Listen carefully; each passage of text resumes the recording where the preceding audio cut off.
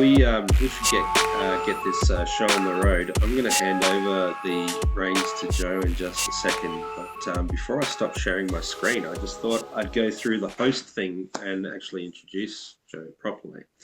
So, welcome to another episode of Agility at Scale. Today we have an absolute pleasure of introducing a remarkable guest, Joe Justice. Joe is known for many things. Pause. He is the founder of the Business Agility Institute and author of Scrum Master, which is this book here, which is in its second edition now, if I'm correct, where we see the addition of things like Sprint 5 or the Tesla chapter coming into play there. And while I've known Joe for some time as part of Scrum Inc. and the broader global agile community, I first met Joe when I enrolled in his thoroughly engaging Joe DX course. I was starting to work with manufacturing clients, and I wanted to get across both software and hardware manufacturing and digital transformation. So that was about 2022. Joe is well known for his interesting hats. We had a little bit of a conversation about one of them, but certainly not the most flamboyant one that I've ever seen. Joe has a rich background, which includes working with Elon Musk at Tesla, which brings some really interesting insights into the transformative policies that could revolutionize your company if Elon Musk was at the helm. Other career highlights include pioneer rapid automotive design and production through Wikispeed, which is an absolutely inspirational story. If you haven't read about it or seen video footage about it, do yourself a favor. As well as steering agile programs alongside influential figures like Bill Gates and teams at Amazon. As a global speaker, board member, and business leader, Joe is dedicated to accelerating the arrival of a promising future through innovative management and agile practices. And with that, welcome, Joe. I give you the helm. Jason, absolutely. Wow. I've still never learned how to introduce myself properly. So it's a true joy when someone makes me look cool, and you just did. Wow, Jason. Wow. Hi, everybody. I'm Joe Justice. I'm from a small farming town, and I've been very lucky. I was really lucky early on that I got to work with Bill Gates. I didn't score really highly on a test. Oh, Jason, did you freeze? I may have done. How's everybody else? Can we see each other? Are we all right? Moving around to see if we're frozen. Okay. I didn't score really high on some test. I wasn't identified as a future leader showing promise. None of those things you might expect. I was just lucky. But I did my best to learn as quickly as I could, working for Bill. And that was enough to earn me a consultant position at Amazon when Bezos was CEO. And I did also found a car company, a small car company, Wikispeed. We made 14 cars. It did do some really cool things. But what it didn't do is enter mass production. We made 14 cars. But that was enough experience to get me a job at Tesla, working for Elon Musk. Now, not everybody wants to work for Elon Musk. Not everybody likes Elon Musk. Not everybody wants to work like Elon Musk. But I think it's important that you know what Elon would do if Elon bought your company, because when Elon bought Twitter, it was losing money. And now X, formerly Twitter, is the most downloaded app in the world of any kind. That's weird. Something happened. And it's not just X. The best-selling car in the world, again, this year, it used to be a Toyota. For more than 20 years, it was a Toyota. Now it's the Tesla Model Y. The most kilograms into orbit, almost 90%. I think it's 87%, of all kilograms put into orbit are SpaceX, making it the most successful aerospace company ever in human history. And the fastest approved medical approvals for medical devices are for Neuralink, Elon Musk's company medical implant. And some of you have heard of ChatGPT, arguably the most advanced publicly available AI that was founded by Musk. It's not anymore. Microsoft bought it. Elon founded OpenAI and set the engineering rules and was involved with the initial engineering, and then became hands off and said, OpenAI is set. It's going to be the best AI. With these engineering rules and these engineers, it's going to be the best AI. And then Microsoft bought it and made it closed source. and I'm not saying Microsoft didn't add any value, but it was already an excellent company. So whatever Elon is doing when Elon acquires a company, it's repeatably awesome. And it doesn't mean you want to work for Elon, and it doesn't mean Elon doesn't also do bad things. I actually think Elon mostly does good things, and mostly there's bad press. Like the New York Times writes a lot of bad things about Musk companies. Jeff Bezos owns the New York Times. Like it's pretty straightforward in that case, right? Reuters in London writes a lot of really bad news about Elon Musk. The majority of the investors that own Reuters invest in other car companies and not Tesla. So they want BMW to do really well. They want Mercedes to do really well. And Mercedes and BMW are my clients because they're having trouble making affordable electric cars. They're having difficulty doing it. And their investors are aware of that. And they're like, well, let's maybe publish some bad press. Try to but in any case, it doesn't mean Elon's perfect. And it doesn't mean the Musk companies have no problems. But what they do have is some huge successes. So what would Elon do if Elon bought your company? I have a theory. And I'll start if, let's see if my screen share works. I'm going to try. Host has disabled participant screen sharing. May I become co-host, or would you enable screen sharing? Either way. Thank you, Jason. I am doing that now. Thank you. I think it worked already. Thank you. Let's try. Does anyone see some Japanese and some English and a picture of Elon Musk looking concerned? Okay. All right. I think we have success. Okay. I'm doing a lot of work in Japan. Japan is my home now, and that's largely because of Toyota and their supply chain Denso. But I do also work with Honda, and I was working with Nissan. I haven't worked with Nissan recently, but they haven't closed it off, so I might again anytime. And then also the suppliers that supply multiple companies. So most of the things I'm going to show will have Japanese text as well.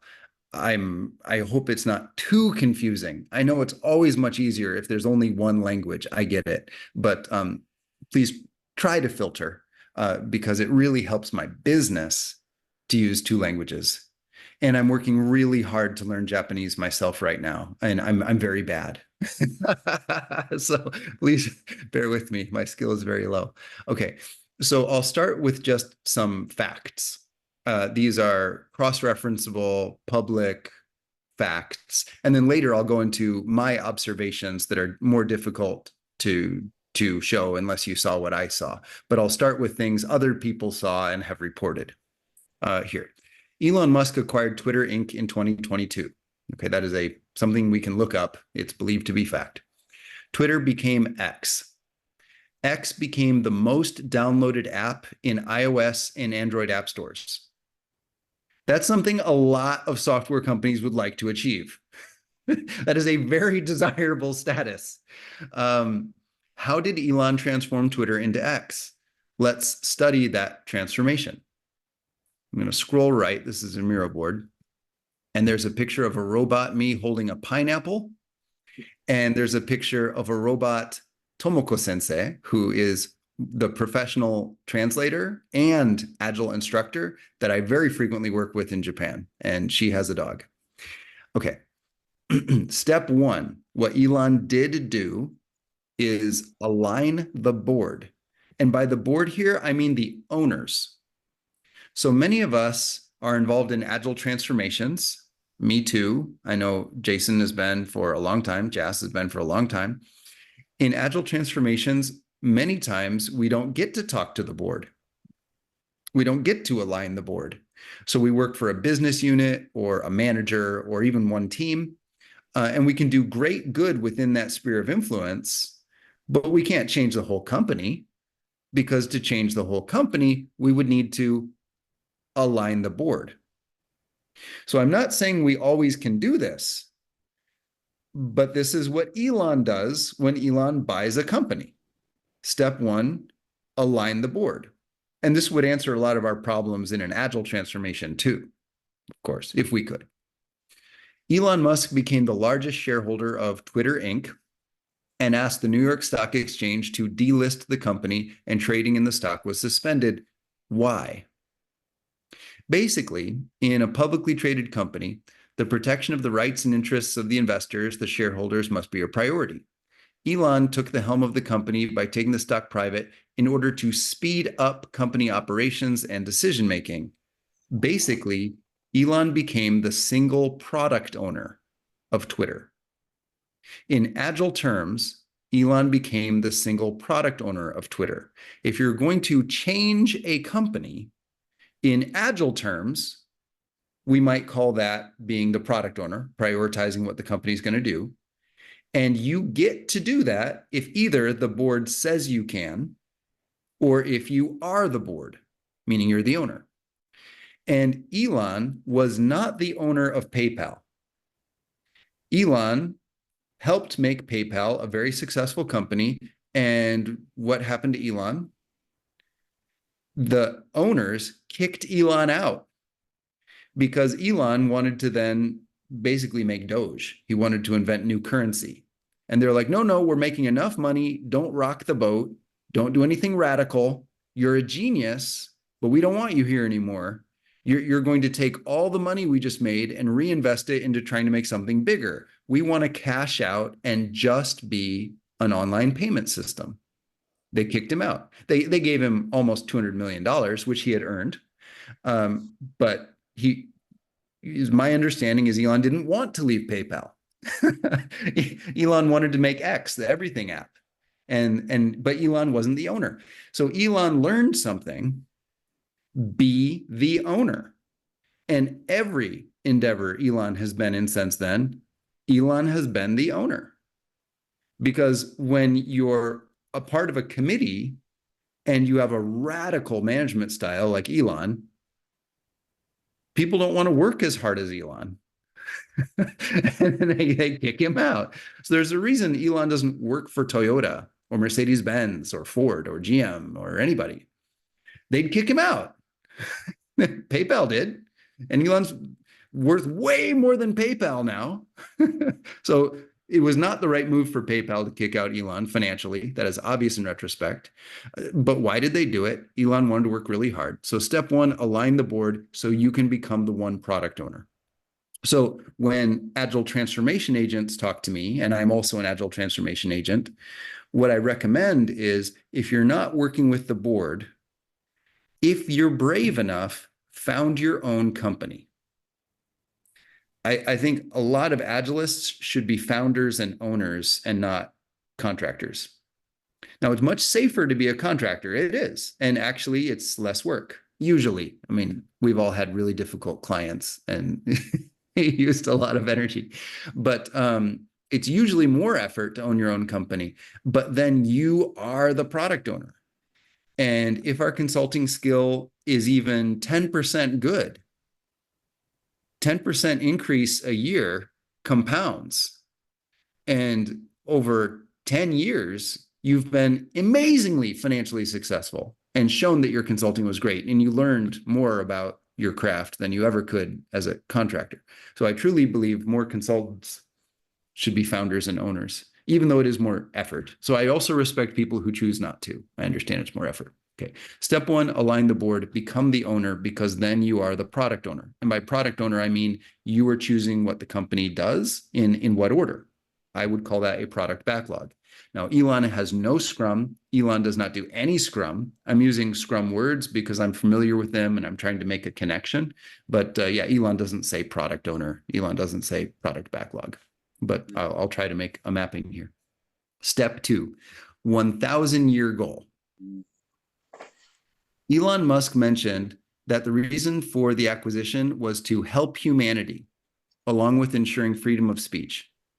He stated, Twitter will be the most respected advertising platform that strengthens brands and helps companies grow.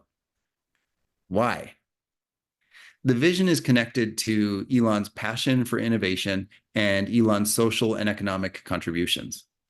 Elon has long been focused on using technology to solve human challenges and build a better future, and the acquisition of Twitter is part of the larger vision. Twitter's priorities, well, X's priorities are voting, fact-checking, and finances. Elon would like to try to introduce fact-checking into news, and Elon would like to try to introduce fact-checking into voting globally. And Elon would like to try to introduce fact-checking into investment and financial transaction. Right now, if I want to make a transfer, I'm in Japan, at a bank in Japan, I do it with paperwork. And there isn't fact-checking. There's paperwork tracking, but not fact-checking. And in the US, where I was living, if I want to mail in my vote, I can do it. And there's no checking that the paper came from me. So there's opportunities for fact-checking. Oh, and about news, I think we've all seen news that later turned out to be not completely correct, and sometimes even influenced by money over fact. So there's opportunity for these things to be more fact-based. Whether X will succeed in that, I actually think it will, but I can't tell the future either. That's Elon's stated goal for X as an attempt to help humanity. So step two is, what's the 1,000-year goal for your company? So if Elon bought your company, the only reason Elon would buy your company is if Elon had a 1,000-year goal for your company. If Elon didn't, he wouldn't buy your company. During earnings calls, investors very often ask Elon, why aren't you buying more companies? And Elon says, there aren't any good targets right now. And that's a rough thing to say. It sounds like all the other companies are worthless. I actually don't think that's what he's saying. I think Elon respects a lot of other companies and sees that some of them as very formidable competition. I think it's that he doesn't have a 1,000-year goal for them. I think that's what Elon means by he doesn't see any likely targets. So the reason Elon would need to align the board is because most companies have a current vision that is only make money, protect the shareholders' interests, grow the shareholders' endowment. And the 1,000-year goal is not that. So all the other owners would want to block Elon. It happened at Twitter. Elon first became a board member. And he said, I'd like to introduce fact-checking, currency transactions. And they said, no, we're an advertising-funded social platform. And that might scare some of our advertisers because their goal was make money. And their near-term stable way of making money was ad revenue as a social platform, which is why you need to align the board. And what you align the board to is a 1,000-year goal. Why should the company exist for 1,000 years? For those of us who are agilists, this is a pretty comfortable way of thinking. We can view our lifespan as an increment. And we can imagine other increments that will be inspected and adapted based on evolving markets that we don't know about now. But the goal can be one that's still valuable over a long duration. Goals like democracy is likely to be valuable for the next 1,000 years. SpaceX goal, colonize other planets. That is likely to be valuable for 100 million years. If you've read the Foundation series by Isaac Asimov, where humanity is spreading out across the galaxy over the next 100 million years. For Tesla, the goal is transition civilization to sustainable energy. And there's two reasons for that. One is it might help Earth and the environmental situation on Earth. It very well could. Two, hybrids won't work on the moon. Hybrids won't work on Mars. There's no gasoline. There wasn't a mass extinction that became oil on Mars. So you'd need solar, battery, and electric to expand life out across the stars for all of civilization, if civilization is going to expand out across the stars. And controversially, Elon is an advocate of nuclear energy. And some environmentalists say, why? Why would you be an advocate of nuclear energy? Well, as you get further away from the sun, solar is less useful and nuclear is more useful. And from a 1,000-year goal perspective, nuclear energy makes perfect sense. So from that angle, Elon is very aligned. So you have this 1,000-year goal. For Twitter, it's essentially provide the financial, fact-checking, and participatory government infrastructure for civilization to scale out among the stars. Step 3, relaunch the company. Oh, go ahead. Yeah, if you don't mind, I just thought I'd sort of jump in and ask a question about step 2.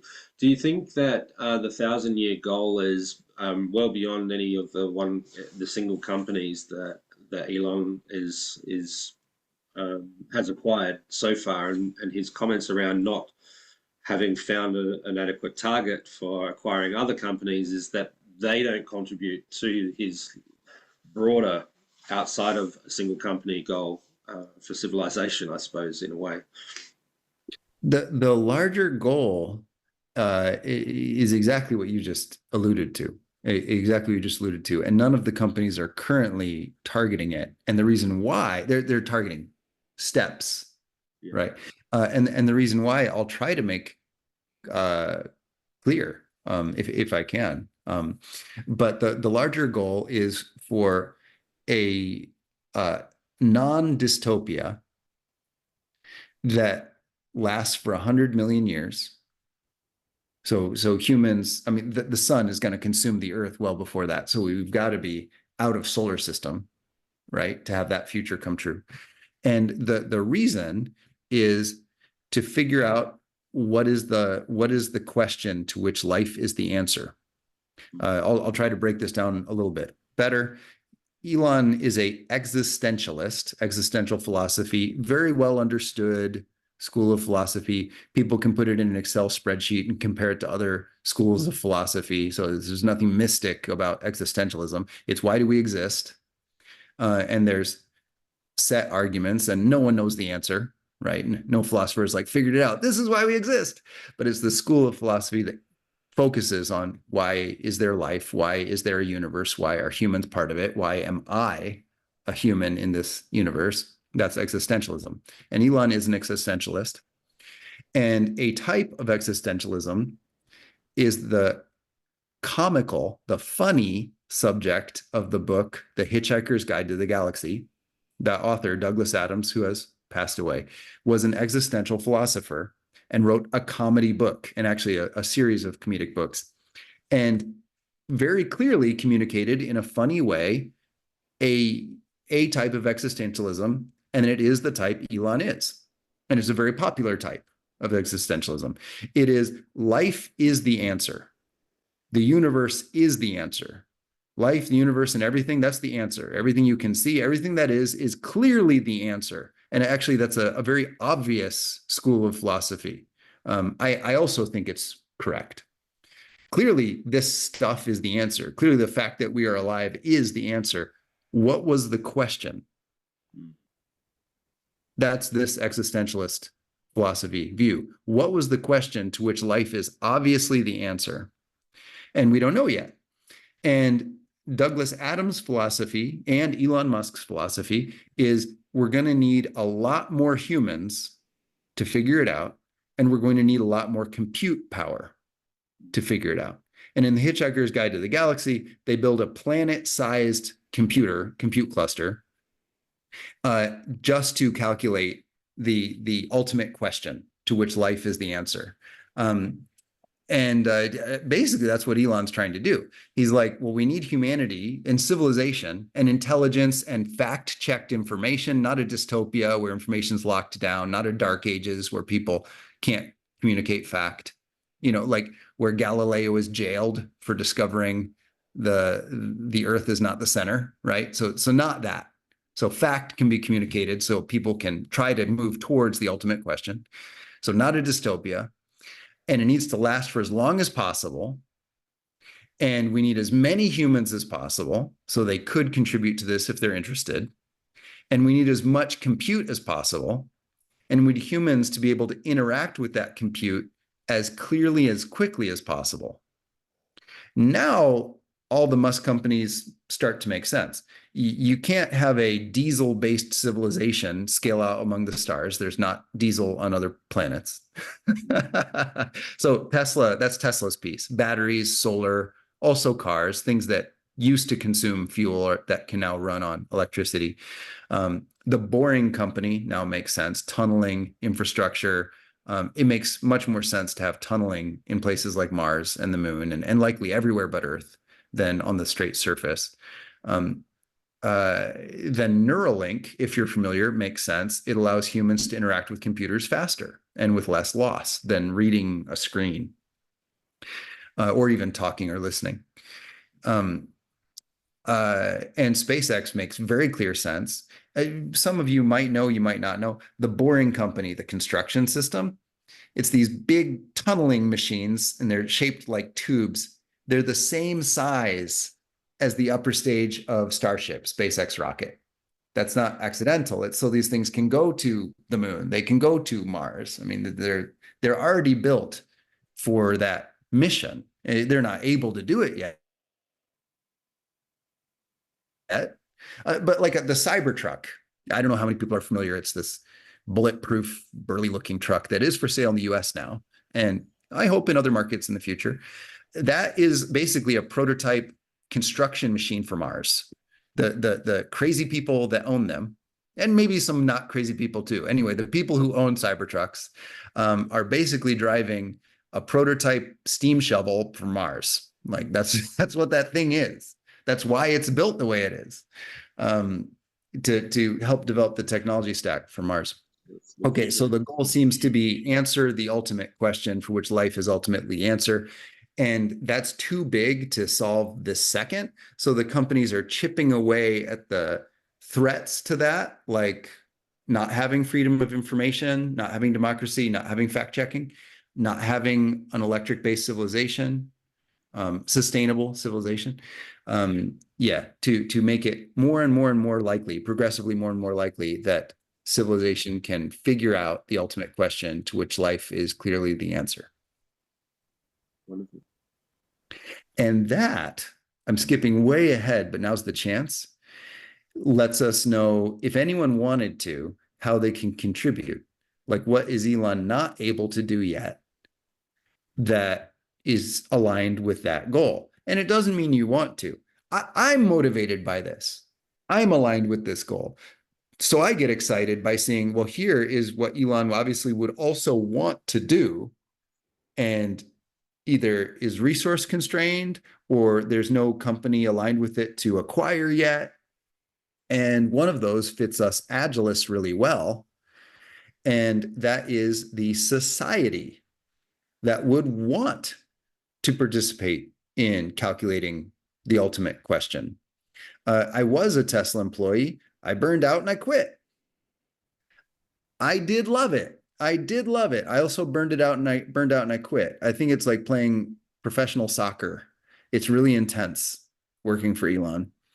And I think there's a work ethic that should scale out among the stars where you don't have to play that hard to participate. And I think we agilists know a lot more about sustainable pace with high effect than most people in the workplaces around the world. I think we care about that. And I think we've learned some things. And I don't think it's agile exactly according to the Agile Manifesto. I don't think it's any of the current agile frameworks, but I think we know things that would add value to creating the business philosophy, the way of working, and the education system that prepares people for that, that scales out among the stars. And I'm going way off the rails here, but it fits, and this is my passion topic. This is the reason why I choose to stay living in Japan.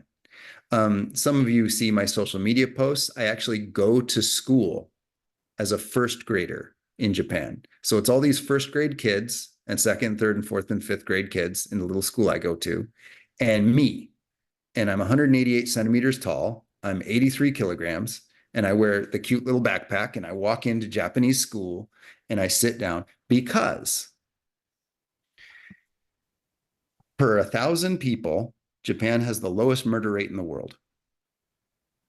Per 1,000 people, Japan has the lowest homelessness rate in the world.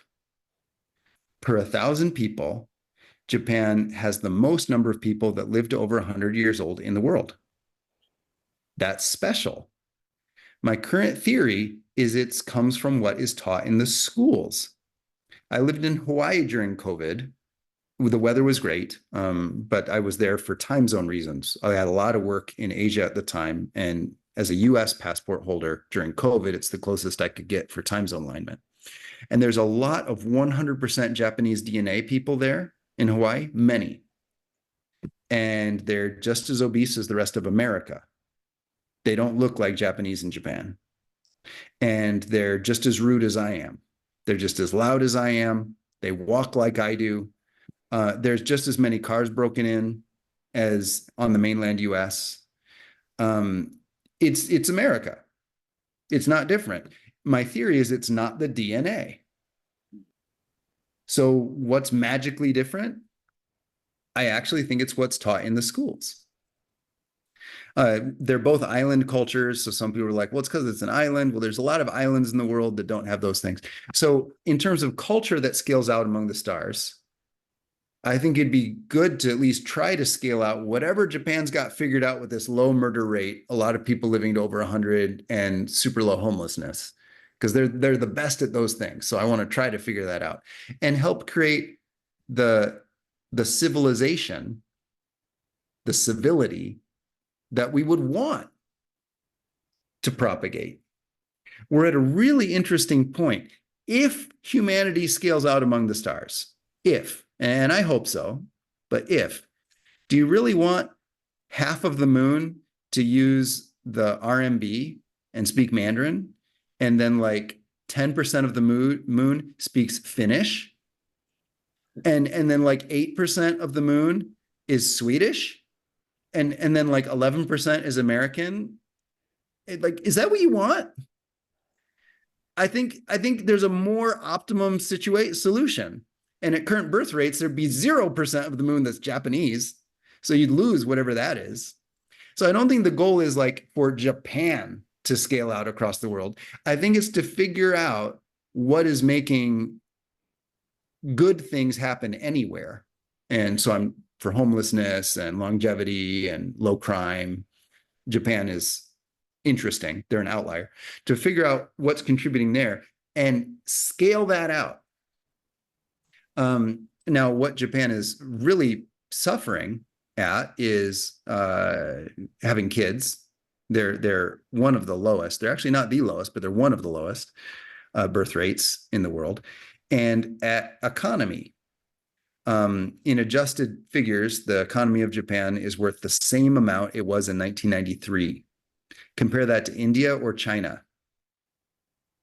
India and China have a much lower life expectancy, a much higher murder rate, and a much higher homelessness rate. So if it's only based on economy growth, we're going to lose some safety and longevity things. And I think that's too bad. I think we should try not to lose those things. So it's not like make the economy of Japan win. It's take the economy growth factors from India, from China, from parts of the US that are compatible with not breaking into cars, not killing people, living a long time, not being homeless. Find that overlap in the Venn diagram. And Elon's not doing that right now. And I think we agilists are part of the solution, at least to the business culture part. So when I do a talk like this, what Elon would do when he buys your company, what I'm actually trying to clarify is what's the business part of what would scale out among the stars. And then how do we add safety, courtesy, not burnout to that? How do we make this fun enough that kids would want to do it as part of project-based learning? So they're learning real business philosophy from any age.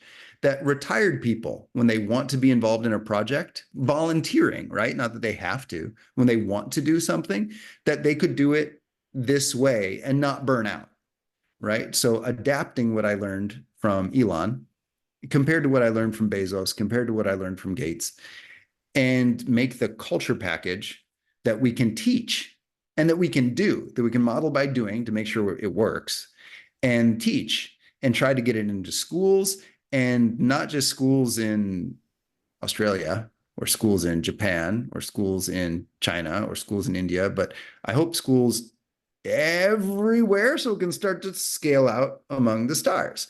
Because if we miss this chance, we will have a Swedish part of the moon using the krona.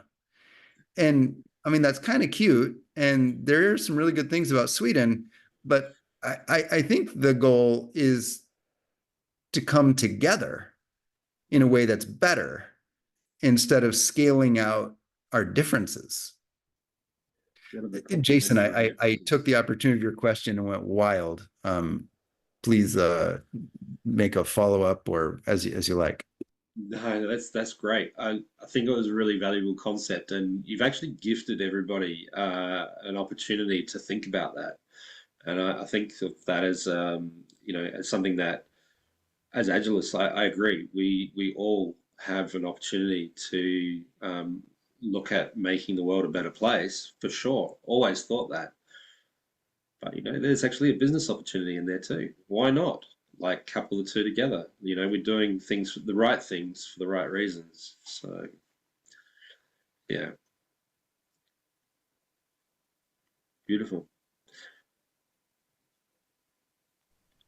Step 3. So you've aligned the board, or Elon aligned your board, and Elon established a 1,000-year goal for your company, which is contributing to this 100 million-year goal of trying to make a non-dystopian, galaxy-wide, universe-wide civilization.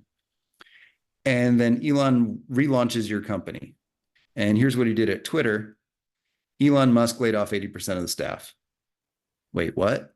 I thought we were talking about making a good future. Well, let's look at what happened.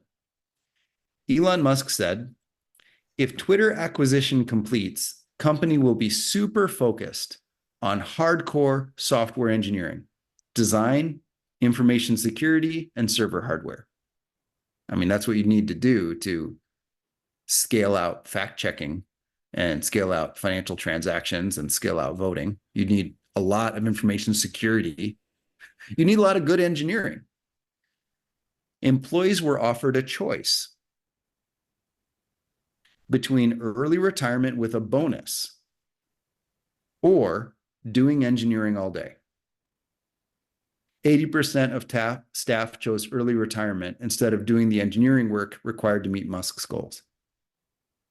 Now, this was reported in the press as bloody layoffs, as people being fired for disagreeing with Elon, as whatever made a good headline. What actually happened is there was an email sent to all staff saying, starting tomorrow, you'll be expected to code all day.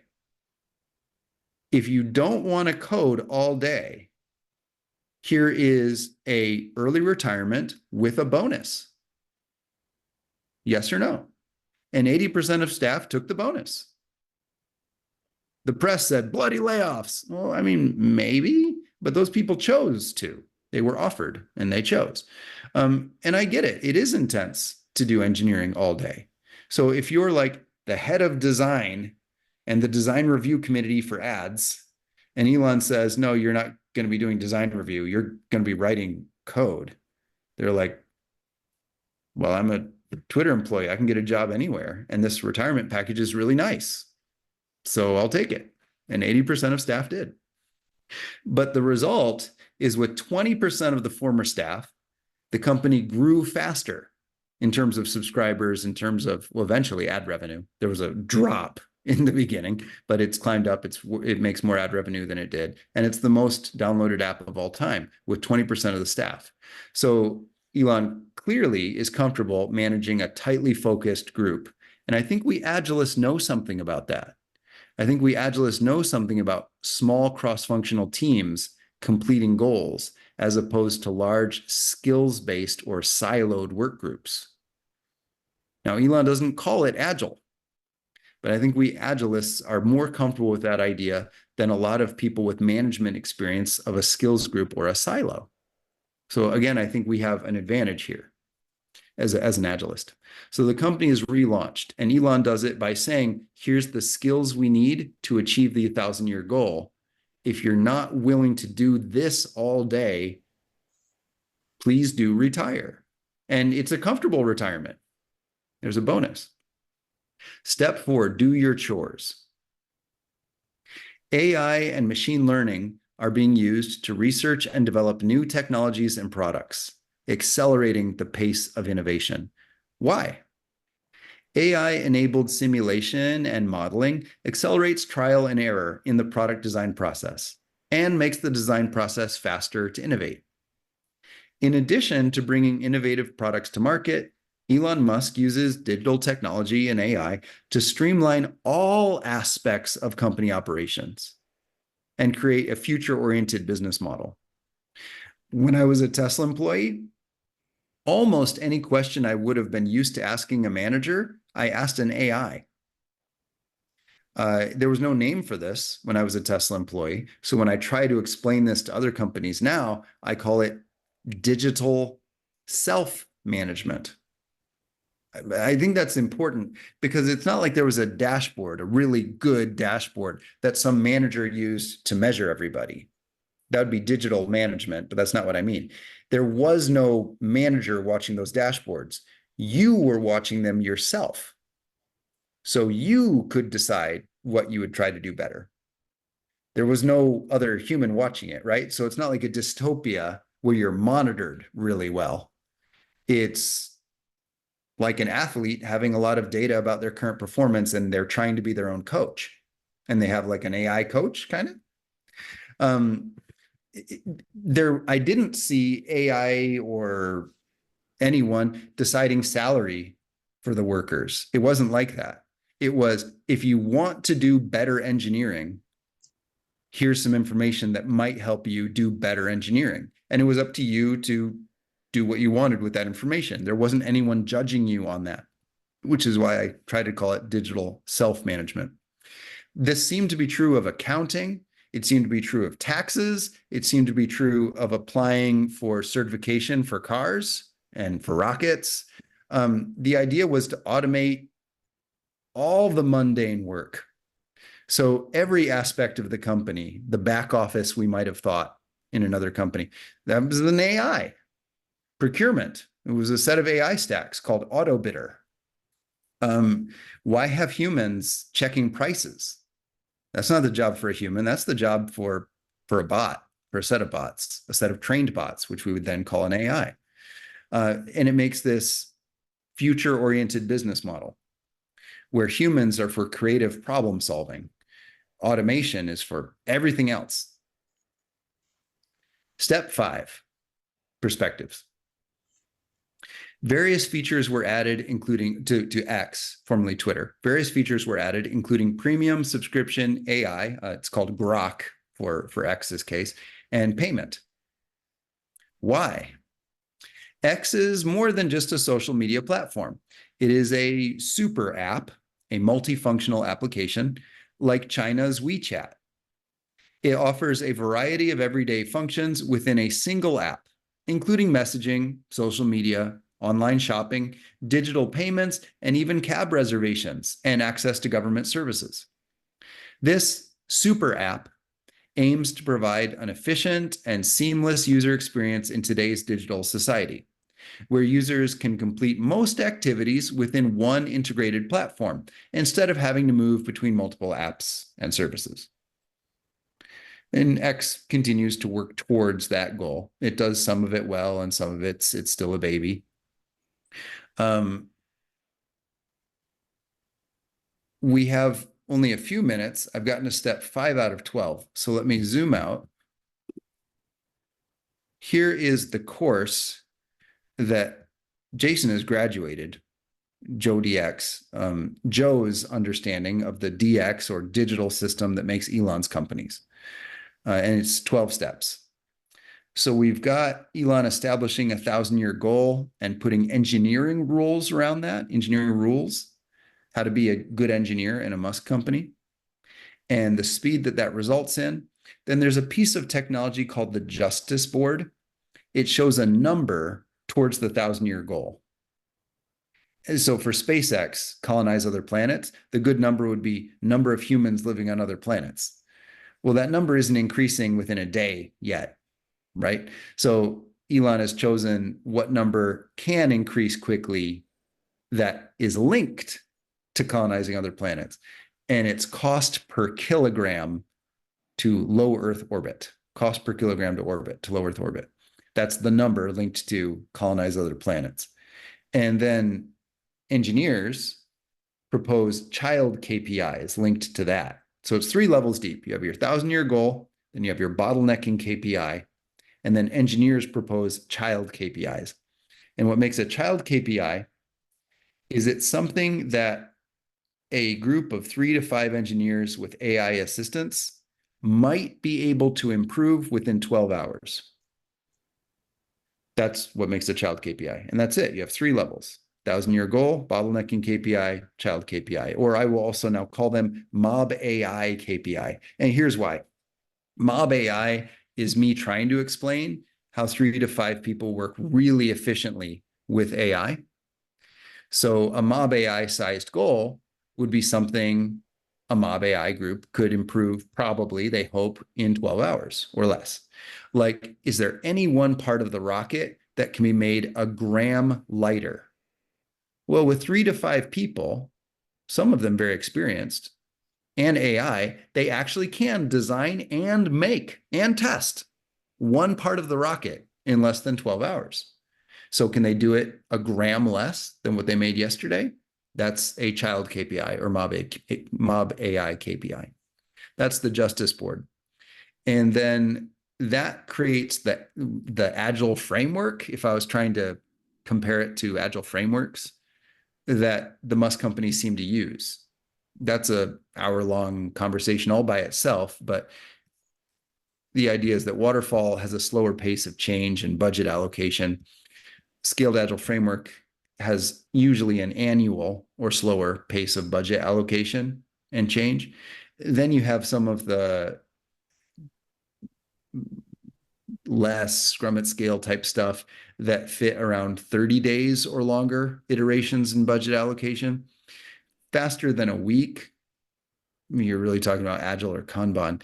But if you're making hardware changes and reallocating budget in less than 24 hours, then it's whatever agile at Tesla is. They don't call it agile. I call it Joe DX to try to explain my understanding of it. That's the summary of the framework's rainbow. So compared to the other frameworks, it's simply about faster innovation and faster budget allocation. Then Elon would update the contracts so suppliers are allowed to improve their parts during the length of the contract.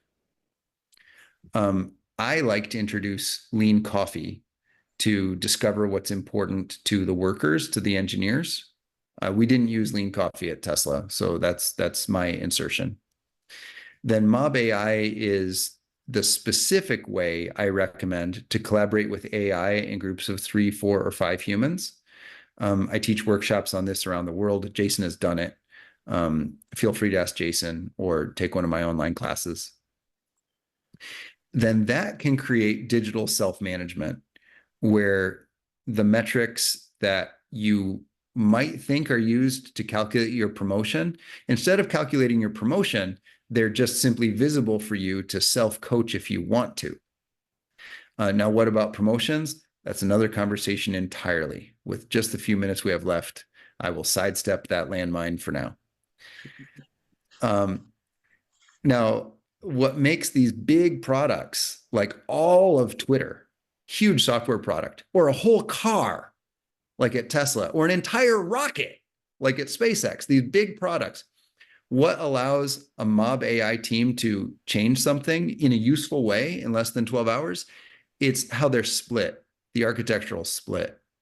So if you're working on the Tesla Semi, you might take just the battery pack and try to make it a gram lighter today.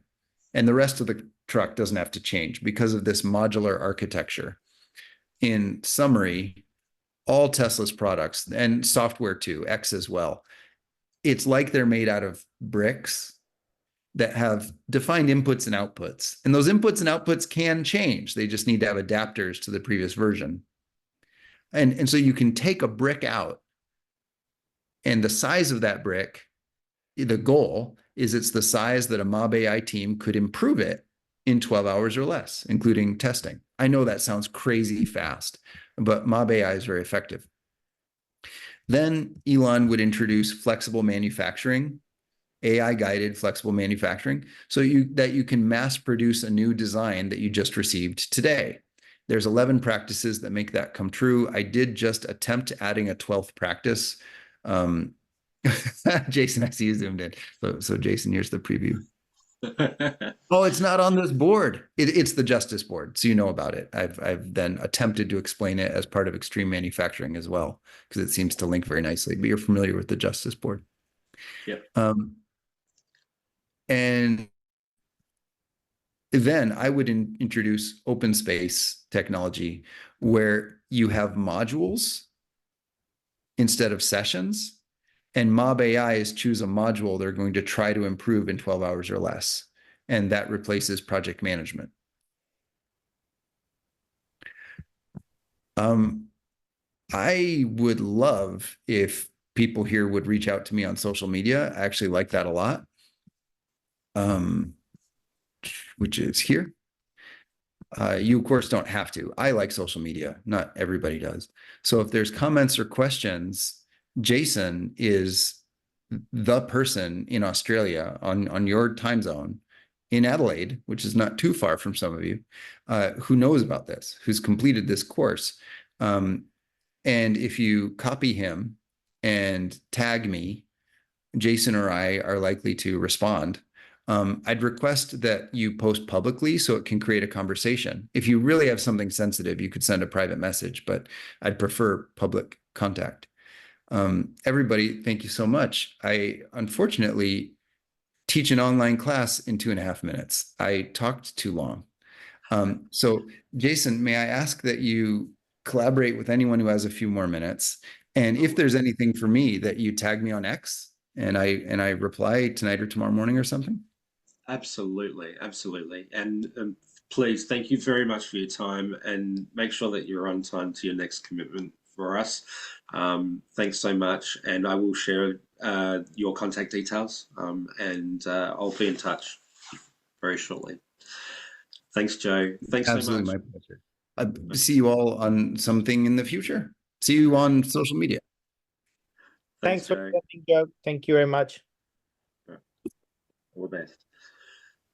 Yes, guys, feel free. Like Joe said, I will grab his details off the board and share it with you. I think from the perspective of, there are like so many takeaways for me from the course, but there is also so many takeaways from this conversation. I think it's really important to acknowledge that in leading organizations, you may not actually hear them talking about Scrum Masters and Agile and things like that. But keep in mind that that's probably because it's integrated or dissolved into their DNA already. You know, that's how they started, so they don't actually know any different of, you know, what was before we did this thing the way that we do it. So just keep in mind that it may not be called Agile, but there are so many strong linkages to the values and the principles that it can't be ignored. I think I'm a big advocate of modular architecture. I think whether you're creating organizational design with your teams, your agile teams, or your organizational structure, or whether you're talking about it from how you're delivering hardware products or you're building software, it doesn't really matter.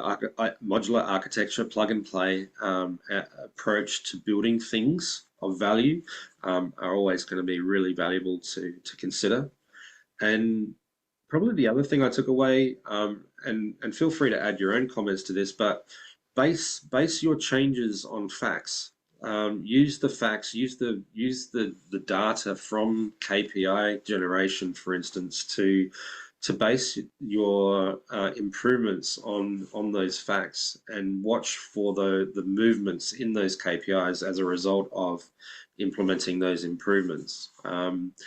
You can generally get buy-in from the most stubborn of organizations, if you like, if you're able to base improvement on facts and then show the difference that it's made by implementing small changes. Because at the end of the day, not every organization is a Musk organization who's thinking 1,000 years ahead.